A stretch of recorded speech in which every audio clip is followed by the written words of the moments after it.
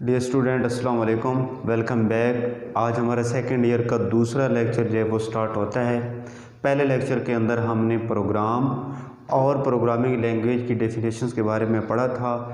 आज हमारा जो दूसरा टॉपिक है, दूसरा लेक्चर है सेकेंड ईयर का, उसके अंदर हम टाइप्स ऑफ कंप्यूटर लैंग्वेज या प्रोग्रामिंग लैंग्वेज उसके बारे में हम पढ़ेंगे।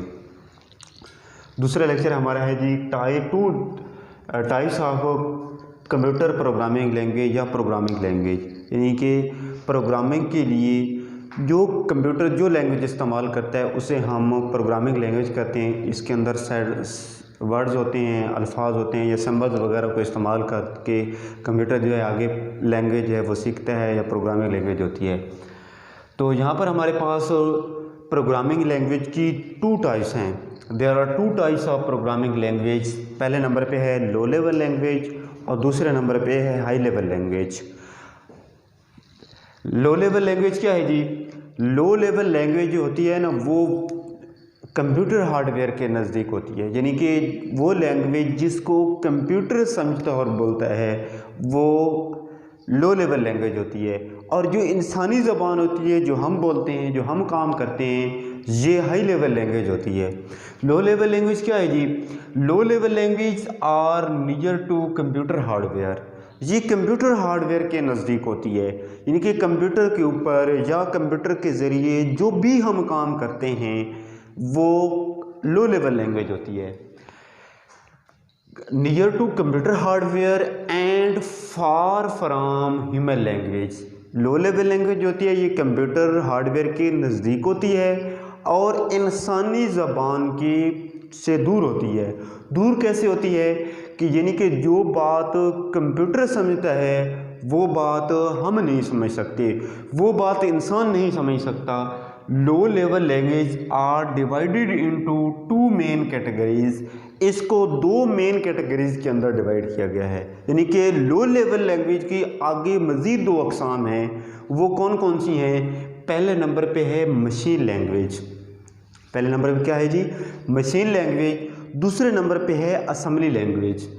अब मशीन लैंग्वेज और असेंबली लैंग्वेज के अंदर क्या डिफरेंस है? मशीन लैंग्वेज है, पहले नंबर पे मशीन लैंग्वेज है a types of language in which instruction are written in binary form.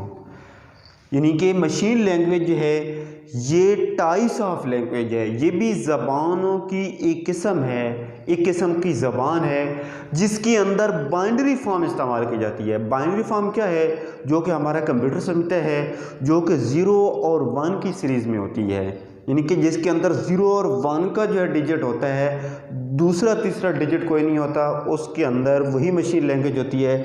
Instruction are written in binary form. चाहे जो भी चीज़ हो उसको हम बाइनरी फॉर्म के अंदर लिखते हैं, 0 और 1 की सीरीज़ के अंदर लिखते हैं। Is called machine language. इसको हम मशीन लैंग्वेज कहते हैं। It is the only language. ये सिर्फ़ और सिर्फ वो लैंग्वेज है that is directly understood by computer, जिसको बराह रास्त कंप्यूटर समझता है। यानी कि ये वाहिद लैंग्वेज है, सिर्फ और सिर्फ ये यही लैंग्वेज है जिसको कंप्यूटर जो है ये बराह रास्त समझता है। क्योंकि किसी किस्म की ट्रांसलेटर, कंपाइलर, असम्बलर और इंटरप्रेटर वगैरह की ज़रूरत नहीं होती ट्रांसलेट करने के लिए। जैसे ही ये ज़बान बोली जाती है या इंटर की जाती है तो कंप्यूटर जो है बराह रास्त इसको समझ आता है। यानी कि यही कहता है कि it is the only language, ये वाहिद ज़बान है दैट इज़ डायरेक्टली अंडरस्टूड, जिसको बराह रास्त समझता है बाय कंप्यूटर, यानी कि जिसको कंप्यूटर के ज़रिए बराह रास्त समझा जाता है। It is the native language of computer. ये कंप्यूटर के लिए एक ज़रूरी लैंग्वेज है, नेटिव लैंग्वेज है, ज़रूरी लैंग्वेज है, ज़रूरी ज़बान है, यानी कि जिस फॉर्म में हो, जिस किसी भी जो है अल्फाज की सूरत में हो, यानी कि डेटा जो है वो अल्फाज की सूरत में है, चाहे तस्वीर की सूरत में है, चाहे ये ऑडियो की सूरत में है, चाहे वीडियो की सूरत में भी है, जिस फॉर्म में भी है उसी फॉर्म में वो अपने आप को यानी कि उस लैंग्वेज को वो कन्वर्ट कर लेता है। A program written in machine language. एक प्रोग्राम जो कि मशीन लैंग्वेज के अंदर लिखा जा रहा है, कैन बी एग्जीक्यूटेड, उसको एग्जीक्यूट किया जा सकता है वेरी फास्ट, बड़ी तेज़ी के साथ बाय कंप्यूटर के ज़रिए। यानी कि एक मशीन लैंग्वेज के अंदर जो प्रोग्राम लिखा जाता है उसको कंप्यूटर के अंदर बड़ी तेज़ी के साथ जो है एग्जीक्यूट किया जा सकता है। The computer does not need any translator to understand, यानी कि इस लैंग्वेज को समझने के लिए कंप्यूटर को किसी किस्म के ट्रांसलेटर की ज़रूरत नहीं होती। क्यों? क्योंकि ये बाइनरी फॉर्म में होता है। कंप्यूटर ही है जो इसे बराह रास्त जो है समझता है, कोई दूसरी चीज़ जो है उसे नहीं समझ सकती। इसलिए कहता है कि computer does not need any translator, computer को किसी किस्म के ट्रांसलेटर की ज़रूरत नहीं होती टू अंडरस्टैंड दिस लैंग्वेज, इस लैंग्वेज को समझने के लिए। यानी कि कंप्यूटर ने अगर इस लैंग्वेज को सीखना है, समझना है, तो इसे किसी किस्म की ट्रांसलेटर की ज़रूरत नहीं होती। The program written in machine language are machine dependent, यानी कि प्रोग्राम जो कि मशीन लैंग्वेज के अंदर लिखा जाता है उसका इन्हिसार जो है मशीन के ऊपर डिपेंड करता है। यानी कि जिस तरह मशीन होगी, यानी कि जो मशीन होगी उसकी जो भी कैटेगराइज होगी, जो भी कैटेगरी होगी उसका डिपेंड जो होगा वो मशीन के ऊपर होगा। उसके बाद है जी machine language is difficult to understand and learn, machine language को इज़ डिफ़िकल्ट, मुश्किल है, टू अंडरस्टैंड एंड लर्न, समझना और सीखना इसको जो है ये मुश्किल है। The process of writing and modifying program, program को लिखने और उसकी मॉडिफिकेशन, उसके अंदर कमी बेशी यानी कि उसको मज़ीद अपडेट करने का जो सिस्टम है इन मशीन लैंग्वेज के अंदर take a lot of time, वो बहुत ज़्यादा वक्त लेता है। यानी कि ये कहता है कि machine language is difficult to understand, machine language को समझना जो है ये मुश्किल है, एंड लर्न और सीखना क्यों मुश्किल है। The process of writing and modifying program, यानी कि प्रोग्राम को लिखने और मॉडिफिकेशन करने का जो अमल है, जो प्रोसेस है इन मशीन लैंग्वेज के अंदर take a lot of time, वो बहुत ज़्यादा वक्त लेता है। यानी कि ये हो गई हमारी मशीन लैंग्वेज। अब दूसरे नंबर पे हमारे पास जो लो लेवल लैंग्वेज की टाइप्स है वो है असेंबली लैंग्वेज। असेंबली लैंग्वेज क्या है जी? Assembly language it is one step higher than machine language. पीछे हमने मशीन लैंग्वेज की बात की थी, ये मशीन लैंग्वेज से एक स्टेप आगे है, एक कदम आगे है।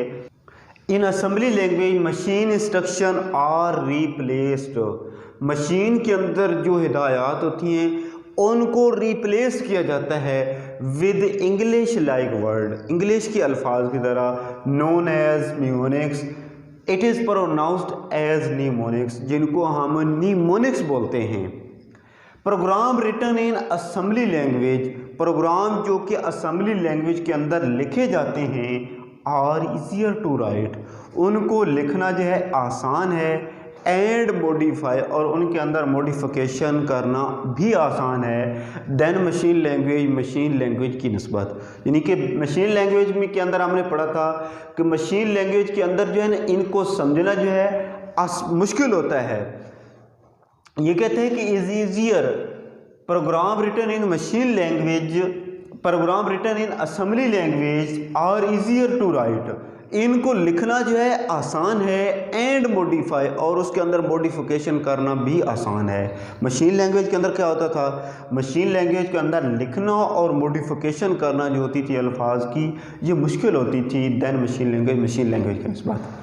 Assembly language is mostly use for writing system software, यानी कि सिस्टम के रिलेटेड जो हमारा सॉफ्टवेयर है असेंबली लैंग्वेज ज़्यादातर उसी सॉफ्टवेयर के अंदर इस्तेमाल की जाती है। ज़्यादातर इसका इस्तेमाल जो है वो सिस्टम सॉफ्टवेयर के रिलेटेड है। आगे है जी the program written in assembly language, program जो कि असेंबली लैंग्वेज के अंदर लिखा जाता है can not be executed by computer directly, computer उसको बराह रास्त एग्जीक्यूट नहीं करता, उसको नहीं चलाता है, लेकिन चलाता किस तरीके से है? वो ट्रांसलेटर इस्तेमाल होते हैं, ट्रांसलेटर के ज़रिए उसको कन्वर्ट करके तब्दील करके मशीन लैंग्वेज के अंदर फिर आगे जाके उसको चलाता है। लेकिन डायरेक्टली जो है प्रोग्राम असेंबली लैंग्वेज के अंदर जो लिखा गया है कंप्यूटर उसको डायरेक्टली अंडरस्टैंड और एग्जीक्यूट नहीं करता। ए ट्रांसलेटर कॉल्ड असेंबलर, एक ट्रांसलेटर जो है, जो कि असम्बलर कहलाता है, is use to convert assembly language, जो कि असम्बली लैंग्वेज को कन्वर्ट करता है इनटू मशीन लैंग्वेज के अंदर। इन जो हमारे पास ट्रांसलेटर हैं, इनका अगले जो है चैप्टर के अंदर, अगले लेक्चर के अंदर हम डिस्कस करेंगे कि ये असम्बलर क्या चीज़ होते हैं, ये किस तरह जो है कन्वर्ट करते हैं असम्बली को मशीन के अंदर और मशीन